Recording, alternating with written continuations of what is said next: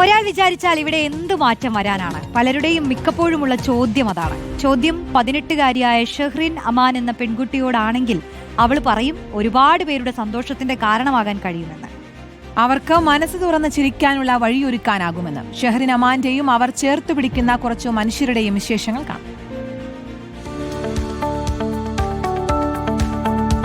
Cochin children's science പാർക്കിലെ കാഴ്ചയാണിത്. പരിമിതികൾ മറികടന്ന് ഒരു ദിവസം ആഘോഷിക്കാനെത്തിയതാണ് ഈ കുഞ്ഞുങ്ങൾ ഉൾപ്പെടെയുള്ള ഭിന്നശേഷിക്കാർ. ഞങ്ങളൊരു ഫൗണ്ടേഷനാണ്, EWCDF എന്നാണ്. അപ്പോൾ നമ്മളിപ്പോൾ ജില്ലയിൽ ഒരുപാട് പരിപാടികളായി ചെയ്യുന്നത്. ഇപ്പോൾ ഏറ്റവും ലേറ്റസ്റ്റ് പരിപാടിയാണ് ഈ സയൻസ് പാർക്ക് നമ്മൾ എല്ലാ കുട്ടികൾക്കും ഫ്രീ ആയിട്ട് കാണിക്കുക എന്നുള്ളത്. ഇവരുടെ ഈ ചെറിയ ഉല്ലാസയാത്രയ്ക്ക് കളമശ്ശേരി നഗരസഭയുടെ പൂർണ്ണ പിന്തുണയുമുണ്ട്. അവർക്ക് മാനസികമായ ഉല്ലാസം പകരുന്നതിന് വേണ്ടിയാണ് നമ്മുടെ നഗരസഭയുടെ അധീനതയിലുള്ള ഈ പാർക്കിൽ ഇത്തരത്തിലുള്ള ഒരു പരിപാടി സംഘടിപ്പിക്കാൻ വേണ്ടി തീരുമാനിച്ചപ്പോൾ അവർ സഹായിക്കുന്നത്.